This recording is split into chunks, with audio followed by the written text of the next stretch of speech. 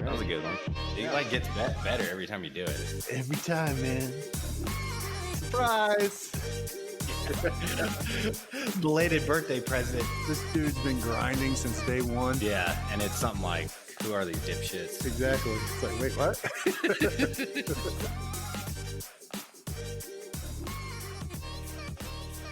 What's happening, Grindcasters? Welcome to another episode. I am Johnny. I'm Andrew. What's up, people? What's happening? Andrew, what's going on, man?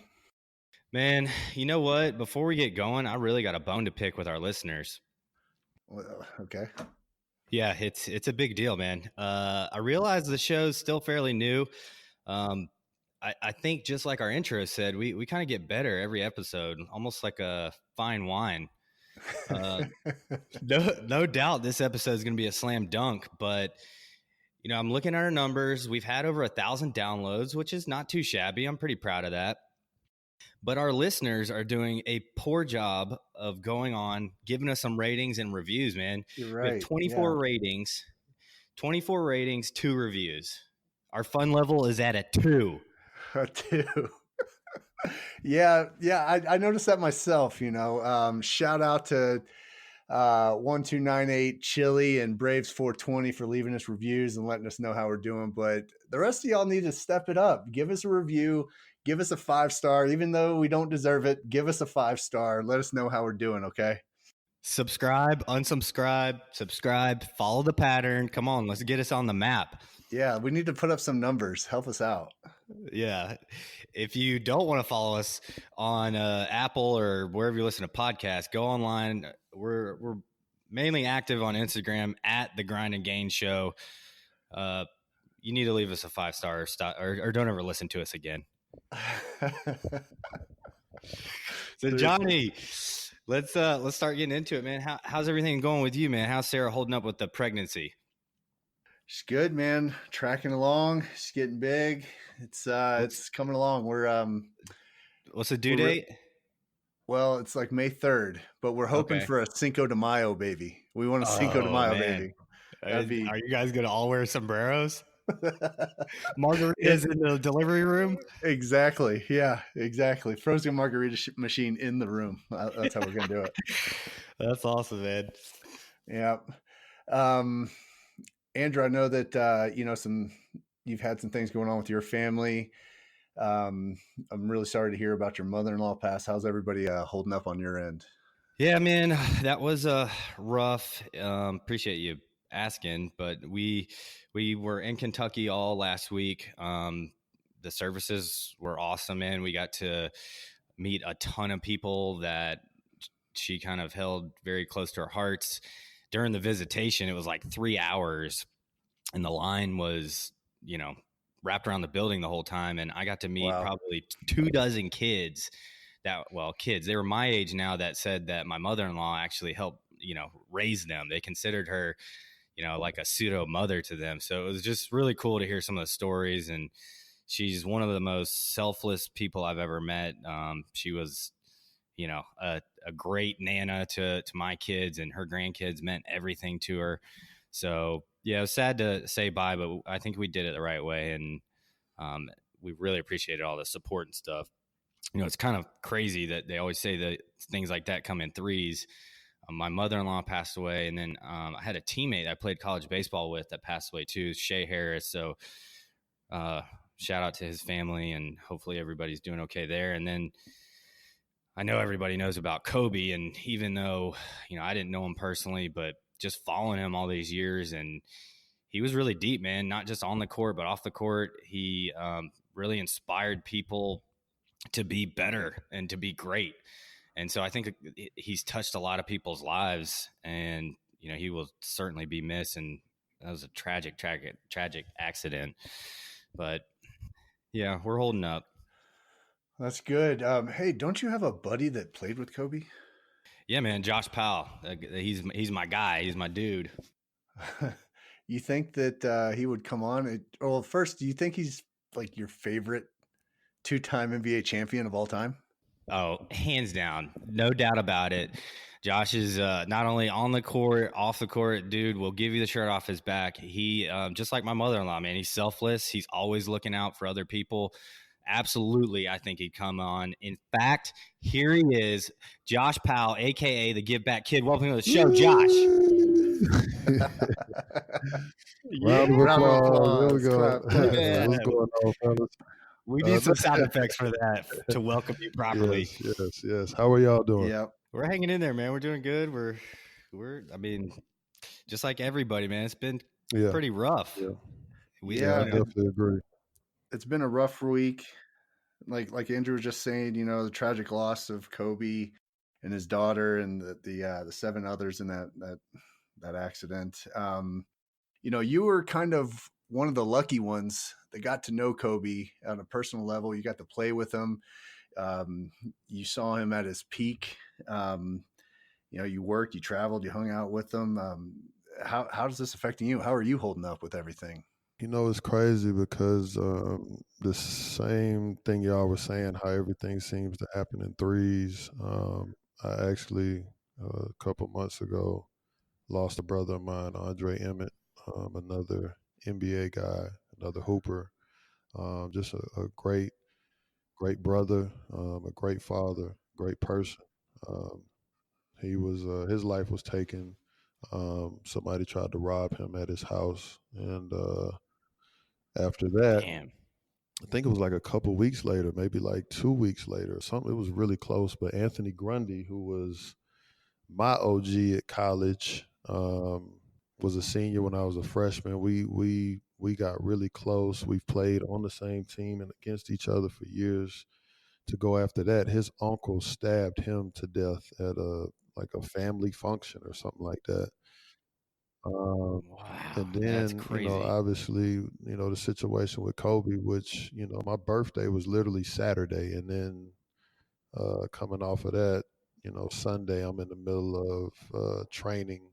I just started a training academy with two other professional, retired professional guys. And in the middle of the session, got the news. And, it's crazy, man, because Kobe is an icon. Like, I don't know how much bigger it gets. Yeah. When you start talking about people that pass away. Mike, Prince, obviously, the whole Nipsey hustle. Like, I feel for the city of Los Angeles, but Nipsey was big. It's just unfortunate. Definitely. Yeah, it's tough, man. It didn't seem real when it first happened, and it's really kind of sucks that everybody found out through TMZ. That was kind of a. What's crazy is I know people are upset about how everybody found out, but it's like I'm kind of. It's just the world we live in, and you can't get upset with TMZ doing that if you're not going to get upset with TMZ being at people's houses or harassing people at the airports or all the other stuff that they do. So don't try to make it a huge thing now, just because it's Kobe. And that's just my opinion. Like, I don't like how it happened, but at the same time, these people been doing stuff like this for a long time. It's nothing that's new. Yeah. And people got to understand that, like, media, you know what I'm saying? Like, that's how people are making livings, and that's what they're doing. And I mean, hell, I've been traded, and my agent and I didn't know I was traded. And to watch it on ESPN on the clicker, it's like, damn, you know what I'm saying? So obviously being traded and losing your life, I'm not trying to compare those two. I'm just saying, if we think of things, we just put things in perspective. The way it is. That's just what it is. If anything, maybe there should start being some, not only with TMZ, but holding media outlets and journalists accountable for the sensitivity of certain things and the timing of it. Now, I'm not against that at all, but TMZ been doing bullshit for a long time. Excuse my language. I don't even know if we can use that type of verbiage on this show. We definitely can, man. This is our own show. We can do whatever we want. Whatever the fuck we want. There we go. Well said. Let's say less. But yeah, man, I just think that the angle that they're going with it, and everything, man, not really on that, because at the end of the day, the most important thing, which is unfortunate, is 9 people lost their lives. And it just so happened that an icon was on that helicopter when it happened. And it's just sad and it's sickening to me, because there's so many different emotions. I think the biggest emotion I think about in that is the fact that like the husband he was, but then the father, you know what I'm saying? Like the fact that him and his child went down together. And I run my head around so many things, and I just wonder what it was like inside that helicopter. Like, and I can only imagine. I know how Kobe is, and I'm just sure he was probably just trying to reassure everybody it's gonna be okay, keeping everybody calm, and just, even though he probably knew what was going on, he was just probably trying to keep everybody smooth and calm through whatever was going on. So it just sucks. Sure. Right. So throughout the whole week, man, everybody's kind of been reliving Kobe's greatest moments, not just on the court, but I know you've done a great job on social media posting stuff of substance from Kobe, some of his messages and some of the lasting stuff we can all take with us day in and day out. And, Kobe said himself that, his measurement of greatness was how you inspire others. So the time you did get with him, which, like Jonny said, you're pretty unique in that you got to be so close to him. What did he inspire you, and what are you going to take with him or from him the rest of your life? He inspired me as a man. I know a lot of people haven't touched on this, but I'm going to share my thoughts on this. Regardless, it's just me.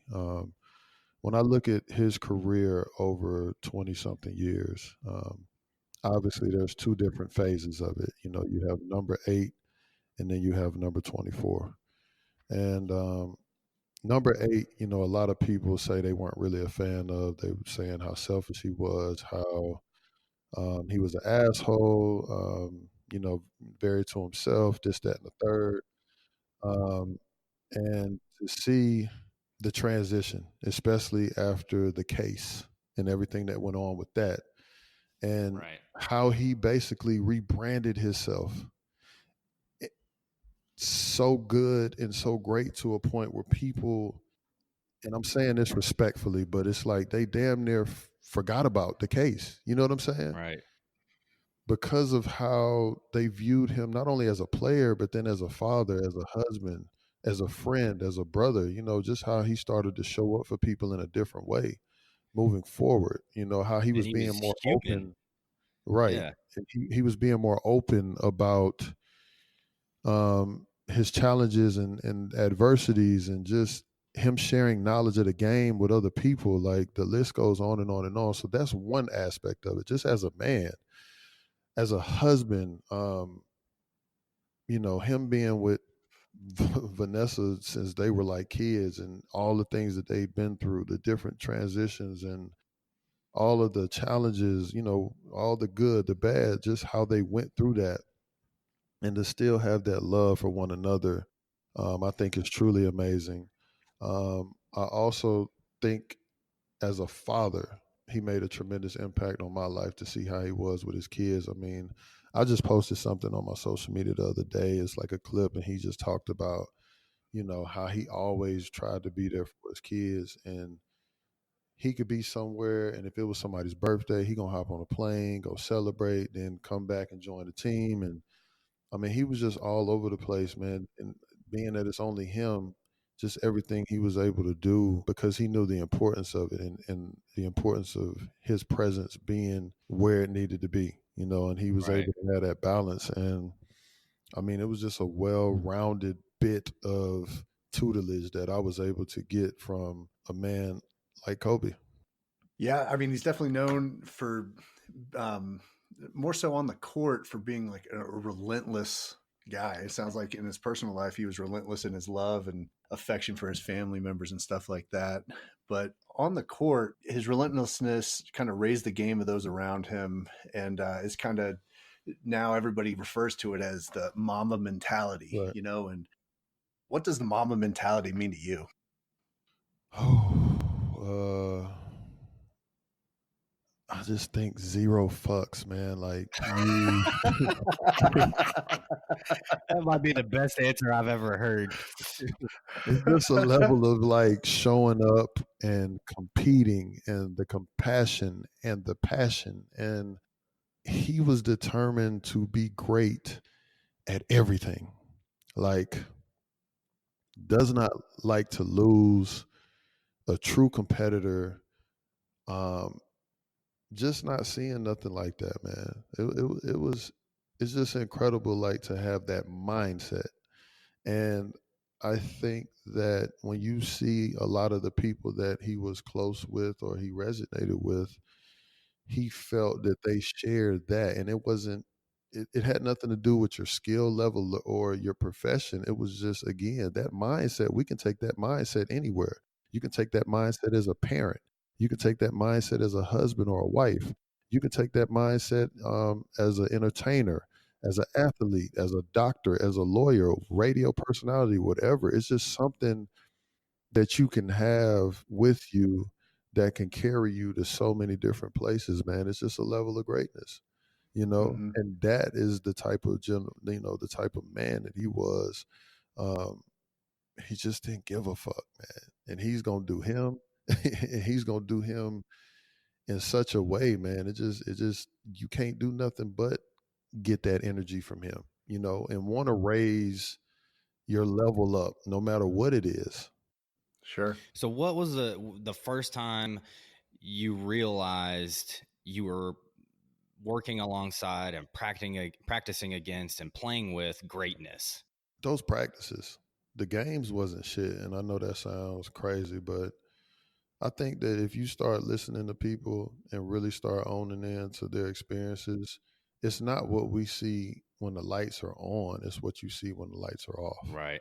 It's him working out at 3, 4 in the morning. It's him in practices and how he pushed everybody to get better. It's him when the game is over and he didn't have a good game and he got the arena keeping the lights on and he's in there till 12, 1, 2 in the morning. It's him working out before a practice. Like he done already did 2 hours before the practice at 10. You like, Jesus, bro, like how are you doing this? I think I just think it's those things, man. Like he just always wanted to have those mental edges on people. Like so many stories that I could think about, man. I remember Jay Williams talking about a story how he got to the arena like 3 hours early, and Kobe was already in there, and then Kobe made it a point to keep working out until Jay Williams stopped, and he was like, "Damn, bro, like how do you do this?" And he's like, "Bro, I seen you in here. I wasn't finna let you outwork me." And Damn. it's like that's him, bro. That's him to a T. That's who he was, man. And he never turned it off. It wasn't like he did it one day and then didn't show up the next day and do the same thing. Nah, he's I feel crazy. like other people try to do that for show or something like that, Right. trying to show people up, but he did it because that's what Nah, he that believed. was his life. I know that for Yeah. sure. I mean, I mean, shit. There were times, man. I know we did it in Chicago, man. We just finished the game. We went out, and he was like, "JP, I'm gonna hit you in the morning. Get your ass up. We're gonna go get this work." And I swear to y'all, I don't know how. Like, I got up. I was downstairs, slumped over on the little seat outside the elevator. He was like, "Bro, get your ass up. We going." And we did all of that before we had to catch a bus at like 6, 7 in the morning. So we Wow. done went and got an hour and a half in, and we back at the hotel just in time to grab our belongings and get on the bus. I already had my work ethic and my mindset, but it was just truly humbling and a great experience to just take it to another level with him. That's awesome. At this time, you're on the Lakers, you're playing with Kobe, but you're also being coached by one of the best coaches in history. He's got Phil Jackson. He's got 11 rings, the Zen master. He's just a legend in the game. What did you learn from playing under Phil? I'm so grateful for Phil because, for one, he was a lot different than a lot of the other coaches I was used to experiencing. Um, he was he was the type of coach to call a timeout and wouldn't even talk to us. He would tell us, "Y'all figure this shit out," and we would be we would be in the huddle, like trying to figure out the schemes and figure out plays that work offensively and just do certain things. Like he put the onus on the players. Now, I don't know how long he was doing this. Again, I've only played 2 years compared to Kobe, who had probably 10 years with him. Obviously MJ got a lot of time with him, those guys. I just know in the 2 years that I was there, mind you, I had already played for Avery Johnson, Mike D'Antoni. I mean, not Mike D'Antoni, excuse me, Mike Dunleavy. Let me take that back. Mike Dunleavy. So Don Nelson. I had been, I'm talking about Hall of Fame type of guys, and he was just different, man. Like he had ways, the mind games to fuck with you and how he pushed you. We were reading books, we were saging in the locker room and before film session and cutting the lights off and listening to the sound of his voice. And I mean, it was just incredible, man. Like it's just a lot of things that I learned about the energy and the vibes and, putting yourself in the game and manifesting things and all of that, man. It was incredible. He was, we had so Solomon, the decathlete that you met earlier, we interviewed him, and one of the things that was unique to him growing up is his dad would wake him and his brother up at 3 a.m., 4 a.m., and he called it manhood training. And some days they would do physical stuff. They would do planks, push-ups. Some days they would cut out scraps of magazines and make a collage of what they envisioned their life being like. It sounds like Phil was doing some manhood training with y'all. Let me tell you something, man. If you and Drew, I want to challenge you, bro, because I want to start doing stuff like that with my boys. Me too. And I'm just interested to see how they're gonna mature and how they're gonna grow when you start like, all right, we're gonna take your ass to bed. We're getting up at 3 a.m, and before anything, we're gonna do push-ups. We gonna get it in. This summer, I'm on their ass. Because I just think, man, it's just a different way of thinking, bro, and how you show up. You know what I mean? Right. Because think about this, man. It's a lot of people who will get up at 8 a, they'll work out at 10 or do whatever. They'll do their 2-a-days, they'll go hard at it. Don't get me wrong. I'm not knocking anybody's hustle. But when I think of Kobe, when I think of Warren Buffett, when I think of, it's a list of people. Sure. Eric Thomas, Mike Tyson. I mean, you start talking about people who are on another level in whatever their field is. Everybody's getting up at 3 a.m, Right. bro, like clockwork. They've already read a book. They've already done research. They've already done a whole bunch of shit by 5 o'clock, right, 6 o'clock. And I remember those days. Obviously, as a parent, it's a little different to try to get on that. And I'm gonna figure out a way to figure this thing out. But I remember those days, man, when I was playing and during those summers and even during the year, getting up 3, 4 in the morning, bro, and you already have done more work than people who are getting up at 7, 8. It's different, bro. It's different when you coming out and somebody's going in the gym and they like, damn, bro, you done already? Yep, gotcha. Yeah. Yep. You know what I mean? Like, it's just different, bro. You done already knocked out 2 workouts by 12 noon. You done already did all your stuff. So now you can really be there and enjoy your kids and really be there to enjoy the other parts of the day. You know what I'm saying? Instead of ripping and running, you done got your workout at 10, but you got to be done because you got to hurry up and get back to the kids and do this, that, and the third. Nah, it's just different, man. I saw an interview with Damon John, and they were asking him, what are the 3 things that make people successful? That was one of them. Is you get up, you beat everybody up. You get up before the sun rises, and it just, the only thing we got is time, right? So how you maximize your time is going to set you apart. Mm-hmm. So absolutely. So, Josh, when you did play with the Lakers, Kobe had already won 3 titles, and the media was kind of making this saga and story out of Kobe and Shaq being together and Kobe not being able to win without Shaq.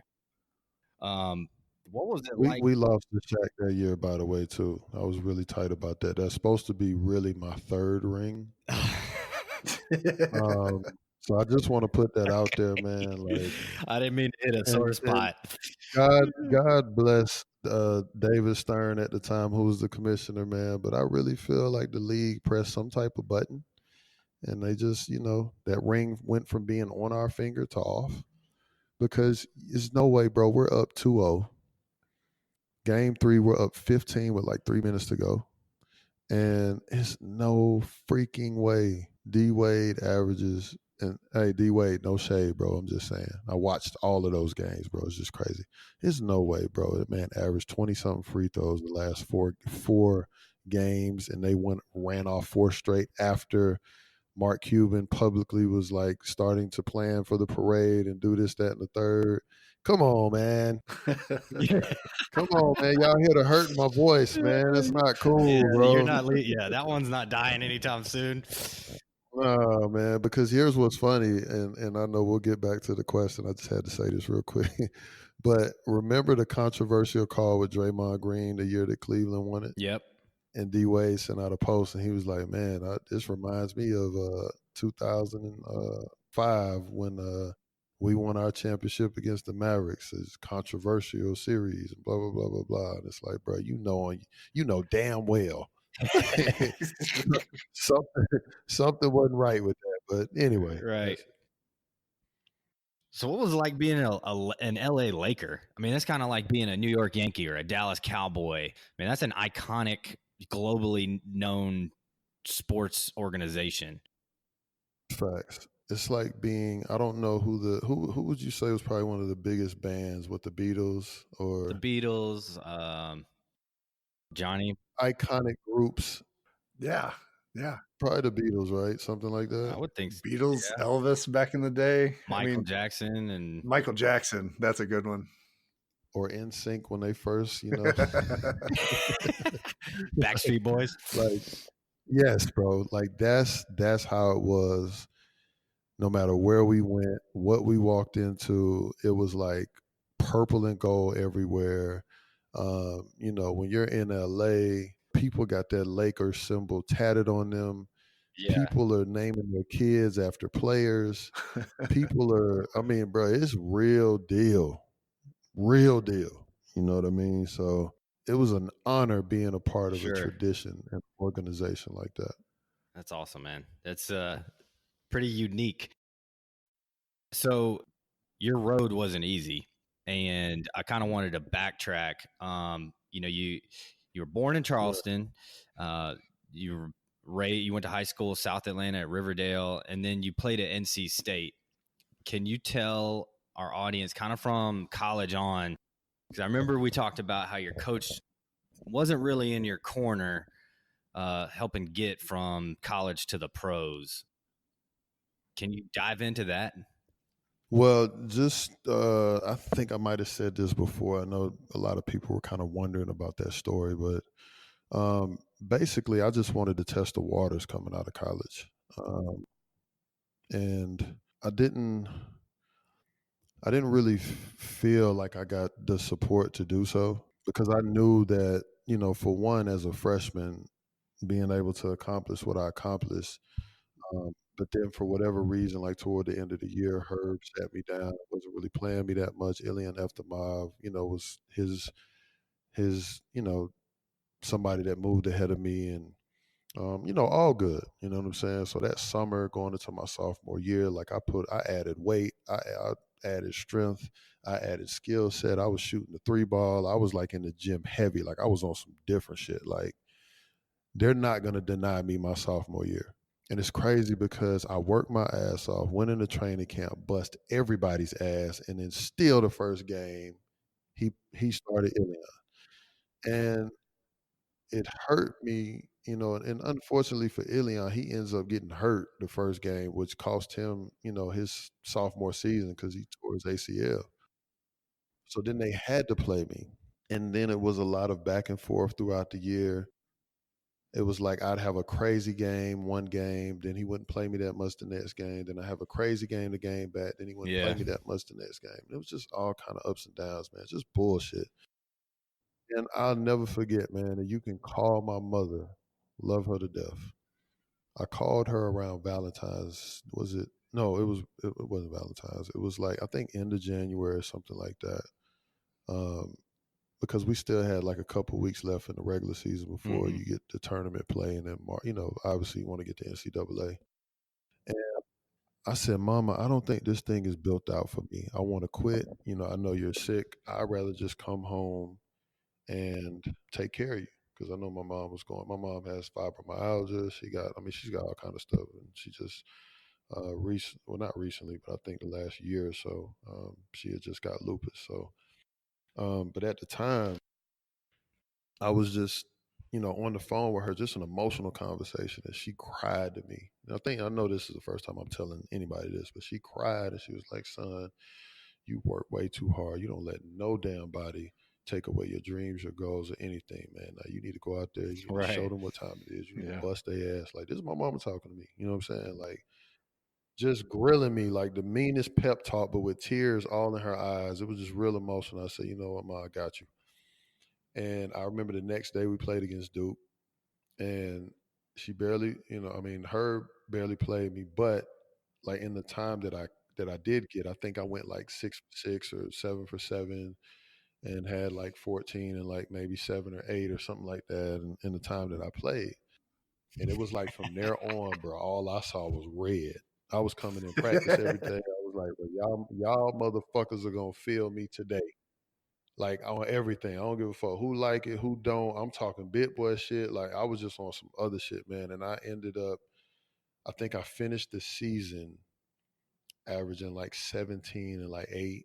And then I went into tournament play and I averaged like 20, right at 20 and 8. And then we got put out of in the first round, but I had like 19 and 12 or something like that. But man, I was just a man on a mission, and you know, I started to see um, and hear that my name was like moving up, and I didn't even notice. And my agent just shared this with somebody the other day. I think I did an interview in North Carolina like a couple of months ago, and he was saying that on the draft board, like the mock draft, I had gotten as high as like the 15th, 16th pick on some people's boards. So I was just like, I mean, I don't know what NC State gonna be on, but let me just test the waters and see. Mm-hmm. So I didn't make a full commitment. So you didn't hire an agent at that point? No, not yet, Okay. not yet. So what happened was, I don't know if y'all remember Cedric Simmons. He got drafted, I think the Hornets drafted him, and I think he might have played 2 or 3 years, but he played overseas. I mean, he had a pretty good career. So he was like the next up that was coming up, and they wanted me to, be his host for his visit and all of that. So I didn't have no problem doing it, man. Showed him love. We had a good time. And obviously everybody brings you in, into the locker room. So I'm a kid, bro. Like, maybe it was intentional on their part, maybe it wasn't. I don't know. I just know they gave him my number. Now, obviously, even if he did wear number 33, it just still was fucking with me, dog. Yeah, You know what I'm saying? Like, how do y'all give this kid my number and I'm hosting? I'm right here. And I'm right here. So shout out to her. Shout out to NC State. That was the reason I left. It was just like, fuck it. Like, y'all. It was fuel. Yeah, it was just like, man, I've already been going through a lot of BS. The ups and downs of playing, no matter how, like, I just didn't feel appreciated. I wasn't going to be that kid that's going to transfer. I think that's lame as hell. I've never like quit on anything. I just always want to fight through it. Mm-hmm. So I was just like, do I come back another year or do I put it in God's hands and just say I'm out? And I was just like, fuck it, I'm out. Yeah. And I made it official. And yeah, that's the backstory, man. Y'all got the uncut live. Unfiltered. So from there, I mean, you said fuck it, I'm out. What was the next move? Did you get noticed by the NBA right away, or did you have to hire an agent? No, What so did I you do? hired an agent. His name was Jamie Knox. He was actually working with Jason Levin. He was under his group. Hired Jamie Knox, who's also Wolfpack alumni. He played during the Jimmy V days. He's still my boy. That's my oldest daughter's godfather. Like, that's my guy. So yeah, you've only ever had one agent, right? This whole time. Yeah. Yeah. Well, even though I signed with him, we were still under Jason Levian, but I was like, bro, lead, like, do your own thing. I'm gonna rock with you. But anyway, that's another story. But I signed with him, was able to do some workouts and then did the combine I'm trying to think if we did the combine first and then workouts, or the workouts after the combine. I think the workouts are after the combine. So I got prepared, did the combine, and I did really well at the combine. Like I killed it, man. I was like one of the top 3, 4 dudes in the combine. And I remember there were like league coaches, and they was like, "Listen, man, keep mashing the gas, keep doing what you're doing." Like we were like 2, 3 days in, and those same coaches, I'll never forget this shit, man. I don't know what the fuck happened, but Herb showed up. I'm still on my tear. I'm still like going hard, busting ass, you know what I'm saying, doing really well. Some of those same coaches came back to me and was like, "Hey, do you think you should go back to school?" You know what I'm saying? Like, you think you're making a mistake? And I'm like, "What the fuck, bro? You just told me the other Somebody day, got keep doing what he I'm got in his doing, ear, like their killing ear. it. Your name is." I just feel like it's something, bro. Cause I know his thing with me was always all his body language, this, that, and the third. But it's like, man, I'm a fucking kid. Like, it's things that you can work through. That shit still didn't stop me from doing what I need to do on the court. Um, but I just felt the way about it, man. I have no only him and those people know. I have no idea. I just feel like something wasn't right, and everybody's energy was different after he showed up. But again, Herb, if you're listening, if this ever gets to you, I'm not blaming you for nothing, bro. I'm just sharing how I feel. So I got nothing love for you. uh, but I really feel like when he came, it's just the whole vibe and mood and energy changed. But no matter what, man, I killed my workouts. I did my thing, and I went undrafted, so didn't get a chance to walk across the stage, shake a hand, or get my name called. But Jamie was able to get me a spot on the Dallas Mavericks summer league team. So that was a blessing, you know what I mean? And that was my first intro to the NBA lifestyle. So you just needed a shot. You got one shot and you took advantage of it. Yeah, yeah. And when I got on the summer league, I signed a non-guaranteed was it a 1-year deal? Yep, non-guaranteed 1-year deal. Basically, I think they released me in November or something like that. So I ended up going to Russia for like 2 weeks. Playing? Came back. Yes. Yep. So went to Russia for like 2 weeks, came back. And then I did a half a season in Italy. So I did a half a season in Italy. The next summer played with the Seattle Supersonics, and I think we was with the Hawks. I can't remember who the other team. I know I played with 2 teams. No, it was the Miami Heat. That's who it was. Didn't get picked up the next year. Went back to Italy, killed it, and the Mavericks brought me back summer league and then signed me to a 2-year deal. I was back on deck. What's it like bouncing around and playing for all these different clubs around the world? I just think it's an adjustment. And Is there a big jump from like NCAA to, I mean, obviously to the pros? I'm sure there's a huge jump, but like going overseas, is that just the level of play over there? Is it elevated from college ball, and oh, is everything absolutely. Well, first of all, definitely? we all got kids that's on this call. So Right. just imagine, man, you being a teenager, being a kid, and you playing against other teenagers, to going from that to playing against men with wives and kids and all Grown kind of shit men, going yeah, on, like grown men that, doing you it for a know, living too. yeah. Right. So that was like, I'm glad I got that experience at a young age, because that prepared me for the league in a different way. Um, I had I've always been a player that had um, one of the things that they would say about me is that I had a motor, like one of those guys that goes dumb hard, energy guy, this, that, and the third. So when you're overseas, man, the the amount of stress and the way that they play the game is just so different. And they expect for you to like be flying up and down the court on both ends and rebounding all above the rim and dunking everything and doing this and being emotional and blah blah blah blah. And I was an athletic type of player and this, that, and the third, but it's like when you get to the league, a lot of those guys be like, "Hey, young fella, don't be out here on that bullshit now.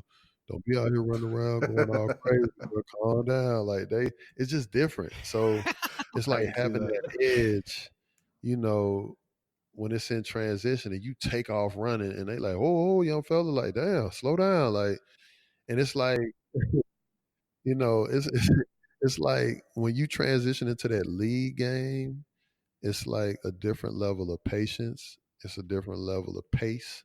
It's a different grind. Right. It's picking your spots. It's being smart.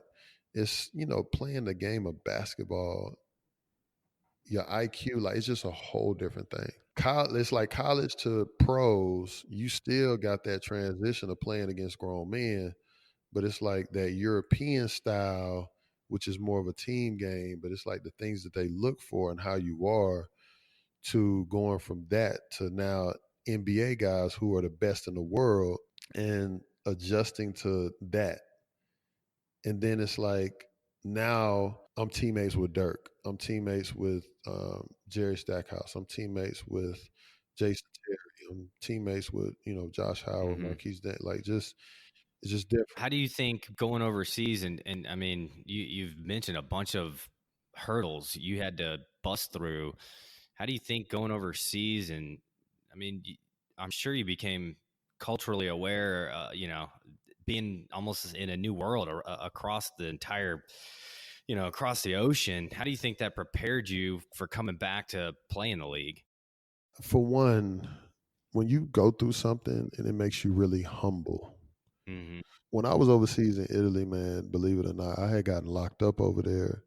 I had gotten pulled over multiple times with AK-47s and all different kind of guns to my head because the police thought because of the car I was in, I was some African drug dealer. Oh my God. I mean, I've had to, yeah, I've had to deal with some shit over there, and God is good, bro. Like, I remember I T-boned this lady, man, because she pulled out. Like, I was late to practice, and I'm flying down this one way.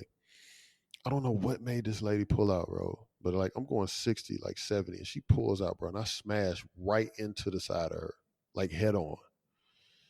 I didn't have no seatbelt on. Damn. I blacked out, bro. Like my head hit the windshield. I black out. And I wake up. I don't have a scratch on me. I come to, thank God nothing happened to her and the kids. But I just look at all these moments that I'm like, God, if you ever give me the chance, I promise you, how I'm gonna show up and what I'm gonna do in order to take care of what you're giving me. You'll see. And that's the drive that I took with me, because here I am, a kid from the south side of Atlanta, that when I started playing ball, my only goal was to get a scholarship, a free education. You know, that's what my mom was saying. I wasn't sitting up here thinking I'm gonna be playing a game I love and getting paid to do it.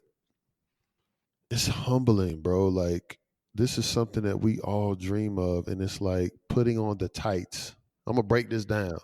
It's like you're butt ass naked and you're putting on a pair of NBA tights For the first like, time. like for the first time, bro. Like, it's like, man, that's different. And then when you put your tights on, you follow it up with your practice shorts or your game shorts, and it's like the logo is there. It's the official apparel.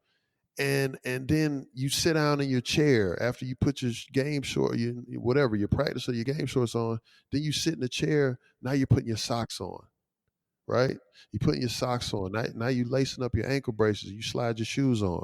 Then it's like you putting your jersey on top of that. It's a feeling, man, that I can't describe, Like a man. dream.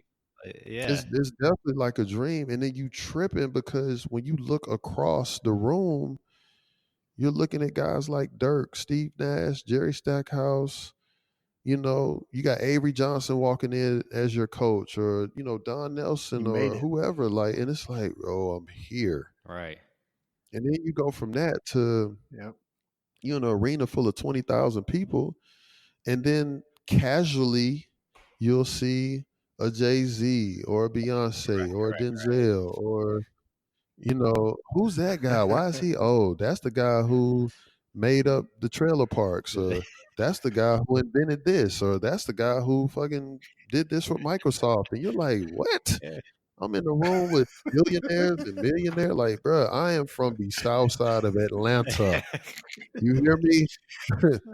Like, I would never think in a million You just years. said that's the dude who invented the trailer park. Yeah, I can't listen, man. It's like you start because these people are fans of the game. Right. They're supporters of the game. And these are relationships that you build. Like, God rest Penny Marshall. You remember Penny Marshall? She was like one of the biggest LA fans, man. Like, she invited, like, that was somebody I hung around. Like, she, for whatever reason, took a liking to me. We exchanged contact. We would always just catch up, man. She would invite me to her crib. She had one of the sickest memorabilia collections ever. I'm talking about stolen bases from Yankee Stadium, cards, jerseys. She had chairs. She had chairs, bro, from arenas and all kind of shit in her basement, man. Millions of dollars. Man, I'm the sickest collection I've ever seen, bro. And it's every sport. Racing, tennis, golf. Like, she had it all, man. And it's like, I grew up in the south side of Atlanta. Right. Why am I here in your house? Why am I able to rub elbows with, Timberland or Polo the Don or like, I got to listen, bro. I got a chance to listen to Dr. Dre's Chronic 2000 album that never came out at his house in his studio. Damn. Wow.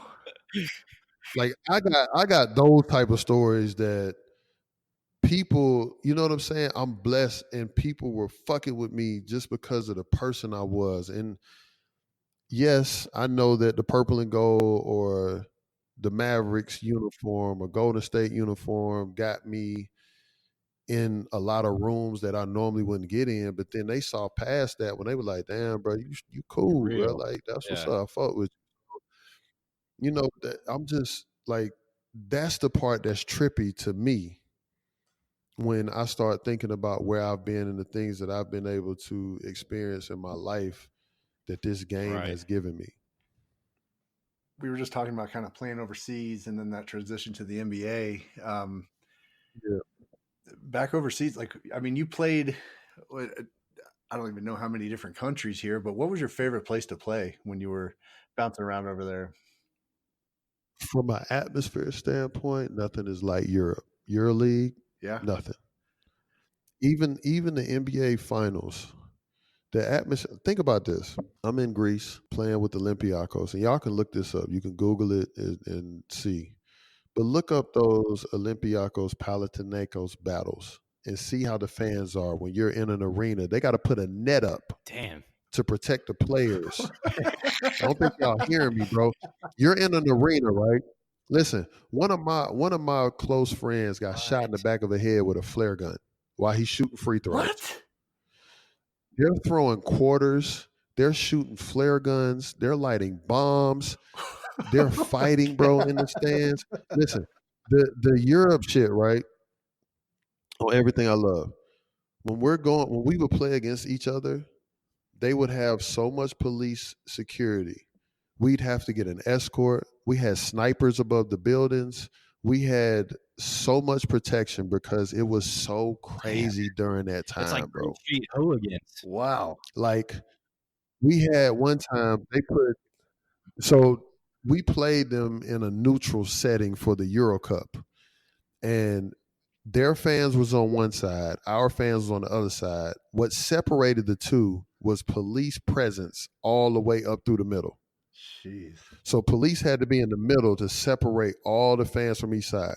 So the fans couldn't touch each other, but they were throwing bombs. They were shooting flare guns at each other. All of this shit going on in an arena that we have to play in. How do you shoot a free throw with flares going past your ears?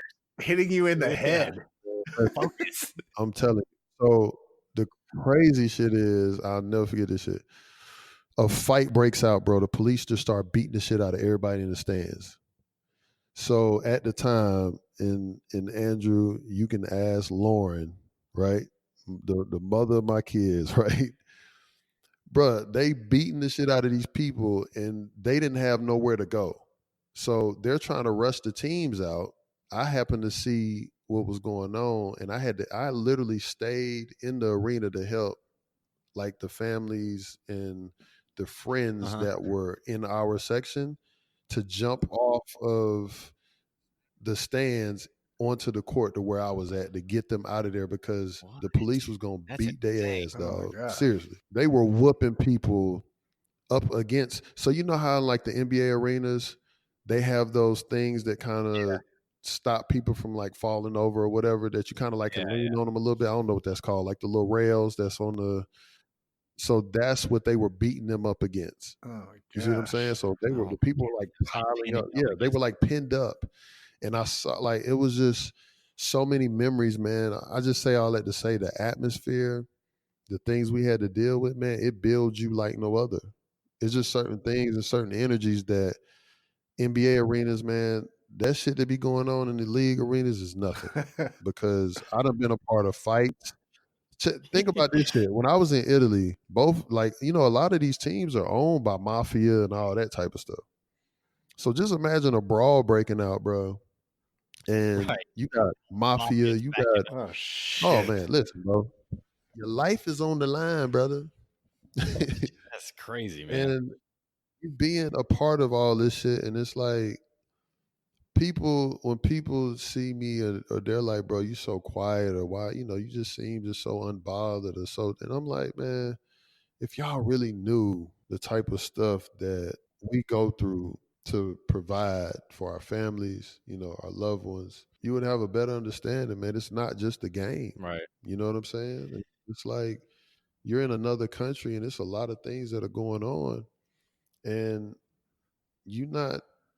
it just ain't sweet like people think. Like some of these places and areas you're going, you got to be careful, man. Like Brazil, they snatching people. You know, like players. You know, there's been a lot of stories of players getting hurt or killed in these other countries that they're Weren't playing you in Venezuela, like right before all the outbreak, the political? No, it was during. I was in Venezuela when all of that shit was going on. I got footage in my phone being in riots and walking through that shit, having probably stick out like a sore thumb. Oh my gosh. A head taller than everybody. But I remember one time I went to the movies, man, and I came out the movies with me and my trainer, and they were shooting tear gas, rubber bullets, and all kind of shit at people, like coming out the malls because a riot like broke out right in front of the mall. And it's like, bro, I'm coming outside, I'm getting tear gas, pepper spray, all kind of shit going on, just trying to hurry up and get back to the car so we can get in the car so we can get to the hotel. Like, I got stories, bro. I got stories. You know what I'm saying? So with all this stuff that you're saying, do you think Melo Ball's going to be ready for the league if he gets drafted next year? Well, let me say this, because obviously he was in Australia. I was in Australia too. Australia is one of the best places if you want to raise a family or go to, because their crime level out there is damn near at a zero. Wow, that's good. Australia is the most beautiful place that you can. I loved Sydney. I love the country of Australia, the people. He was in a great place to start it off, you know, but he got game. You know what I'm saying? So, you know, salute to him. I just know the countries and some of the places I went to was different. So Drew, real quick on another note, and you know how many times we've had those family discussions, and I've expressed to you my frustration when some things was going how they was going at home. Yeah. Now you got a whole different perspective, bro. Because where you came from. Like how dare, you know what I'm saying? Like, you know what I'm saying? Like when you don't feel like you're being appreciated, and it's like, hold the F up. Like you just don't know the shit a brother be going through to bring that bag home. You know what I'm saying? And it's not just me, man. It's everybody that's over there. Even people that are in good situations, man. It's just sometimes the team won't pay you or they're late on their pay. It's a lot of stuff that we go through, you know? And it's getting better. Don't get me wrong. It's getting better, but it's just a lot of shit that athletes go through. Oh, man. Oh. So throughout this whole conversation, you can tell that you're very, obviously you mentioned it yourself, humbled, I've seen it. If people, who are end up listening to this, who follow you on social media, they'll see all the stuff you do in the community and how much of your time you spend giving back. I mean, the only two things I'd say three things I see that you publicly post are either your family, you helping others, or stuff of substance, motivational, family, inspiration, whatever. You've got a foundation called 21 Reasons to Give. What's the mission with that foundation? What are your goals through that organization? So I'm revamping it. Had a lot of ups and downs with it, and like the people that were behind it. But basically, 21 Reasons to Give. We had 21 different principles, and it's pretty much ways that we go about helping the community. And what set mine apart from so many others was we would research what's lacking in the community and provide a need. I didn't want to just stick to just one thing. So that's why I had those principles. Now, where I'm going with it, my vision now is I want to get a shit ton of money, right? Grants, all kind of stuff in my organization. And what I want to do that's different, and I think Alonzo Mourning, from what I hear, I think this is what he does, but I love it, is I want to be able to use my foundation to help others. You know what I'm saying? Like, so if, a lot of people need money, they need resources. And that's something that doesn't require any time or anything when I could just cut checks from mine to help somebody else get theirs situated. I think that there's not enough of that. You know what I'm saying? Because so many people are in need. So many people want to do camps, clinics, panels, give backs, toy drives, whatever. And it's like, shit, I could just be that person that can cut checks or, pick up the phone and make some things happen. So that's where I'm going with it. As of lately, and I got a shout out to my set, Next Level Boys Academy. Gary Davis is the founder. That's where I've been spending a lot of time. And Andrew, I'm inviting you.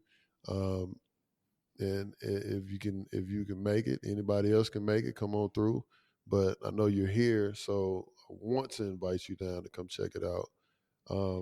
So where can people find information on that? The Next Level Academy. What's the website? Next Level Boy. So it's nextlevelboysacademy.com. Okay. They're also on Instagram, Next Level Boys Academy, at Next Level Boys Academy. But it's a diversion program, and where we're going with it, and the vision that Gary has for it, he's working on turning it into a school so you can start teaching these young men early, so that way they don't go down the certain paths that they're going. But it's the organization is doing big things. We do a lot of work with the schools, a lot of work with just young men in general. And, we're going to start transitioning to doing a lot of things in other places, try and get some stuff set up for the young ladies. And it's just a great situation, man. I always got to plug them because I know I'm down there like clockwork all the time. That's awesome, man. That's about all I got, Andrew. All right, man. It's time to hit them with it. You know what the drill is now. So, Josh, this section of our show we call the Gauntlet, and it's 60 seconds, rapid fire, random questions where only Andrew and I determine if your answer is right or wrong. So if we don't agree with your answer, it's wrong, basically. You have no choice in the matter. So you guys take it. I'm gonna hit a big sonic boom. The clock's gonna start, and we're gonna alternate asking you questions. You ready? You need to get your mind right. Never. I'm just on the spot, ready with it. All right, here we go. On your mark. Right after this boom, I'm gonna start the clock. I just go, right? Who wins in a one-on-one match, Swaggy P or Joe Johnson? Swaggy. Oh. If you had to wear one shoe for the rest of your life, what shoe would it be? Vans. Who has better ad-libs, Quavo or Travis Scott? I'm going with the whole team, Quavo. Would you rather take a charge from Shaq or Yao Ming? Jesus, bro. Ouch. Shaq, fuck it. Go big or go home. Go big or go home. You're going out to eat steakhouse. You're going to Capitol Grill, Del Frisco's, or Morton's. I'm vegan now, so let me go back. Oh, geez. Capitol Grill. All right. On the vegan question, what's one food you could never give up? Eggs. I know that's cheating, but eggs. All yeah, right. All right. That's fair. Yeah, I gotta have that. Do you think a 2.5 star rating for KD's film Thunderstruck is too high or too low? Thunderstruck. When did this come up? I think it's too high. Yeah, me too. Good answer. All right. That's 60 seconds. First of all, with a name like Thunderstruck, it's like my kids loved it. It was like some little kid somehow stole all his abilities. But all right, we got a bonus question for you, Josh. This one is this one's deep. Out of all these movies, what is the best all-time basketball movie? All right. Hoosiers, White Man Can't Jump, Coach Carter, Space Jam, Teen Wolf, He Got Game, Love and Basketball. He Got Game. I wasn't even going to let you finish. He got game. First of all, Jesus Shuttlesworth. One of my favorite scenes, and I ain't going to lie, when he went on a recruitment visit, and for those of y'all who haven't seen it, please go. They're real nice. What? That is classic. It is also very true how it goes down. And then you got to love Denzel in it, man. I just think that's a great movie. It's a classic. It's a classic. That's one of those movies that no matter what point it's on, kind of like Forrest Gump. If it's on TV, if it's 2 a.m. and it's in the middle of the movie, I'm finishing the whole movie. You got to, bro. I mean, Denzel had the 13s on in the movie. It's just a lot that just you got to appreciate all of that, man. What's my man name? That was his best friend. He had to sign up. He's like, he doesn't know. Yes, man. Come on. Booger. That movie is classic. His cousin Booger. All right, Josh, man. Where can everybody keep up with you on social media? On Twitter, JP21 Reasons. I am a new member to Facebook. LOL at me. But I've been on Facebook for like a year and some change maybe, but I guess you just type my name in, and when you see me and a little light-skinned young man with a bushy fro, that's me. I'm also on Instagram, Josh21 Powell. You can find me on Tinder, Snapchat. No, just but yeah. All right, man. This is good stuff, man. I really appreciate you taking time out of your day, and it's a cool way to kind of honor Kobe, and then also document your journey and some of the stuff you learned, man. Good stuff, man. Thanks for coming on. Much love. And I just want to say this real quick as we finish. And even though, Kobe is my man, love him, I know how much he meant to everybody. And I might be crazy for saying this and even thinking this way. Again, I never was deaf for the circumstances on anybody. But somebody like him, it's like it's only fitting that he leaves the earth in such a way. Right. I just don't see him having a normal way of going, like passing away in his sleep, living until he. It's like he was so big, man. Like I wish he was still here. I wish I could touch him. I wish I could see him, talk to him, anything. But it's kind of like one of those things, man. Like he's so iconic. Like this is how is the stamp to the legacy. Like it would only happen to him like that because he's somebody who gives zero fucks. He swam with the sharks, he's jumped and done this, that, and the third. Like he always lived life on the edge. And for it to go like this is like this is some real Kobe Bean Bryant shit for it to happen like that, man. And it's still unfortunate. I wish that nobody would have passed away. I wish none of this shit would be here. I wish that we didn't have to talk about it. But when I'm just thinking of it, and it's like, you know, some of the greatest, like how did they go? Like overdosing or doing this or doing that. I don't see that for him, man. Like, and it's just crazy. Like, what, you know what I'm saying? Like, it had to be some crazy ass way for it to happen with him. And I know that sounds crazy. This is my first time even saying that shit, but it's like just how my mind goes, me knowing him it's a Bean type of way. And I know I might sound crazy for it, but it's just like that's just how he was, like how he lived. For sure. Yeah. So much love, man. I appreciate it. You know, let me know when y'all want to do a part 2, man. I'm here. Josh Powell, part 2. Awesome. When our listeners start leaving us reviews and 5 stars, we'll call you back. There you go. I think they'll do a better job. They're gonna get on it. There we go. Positivity. I like it. Josh, appreciate it, man. Appreciate you. Man.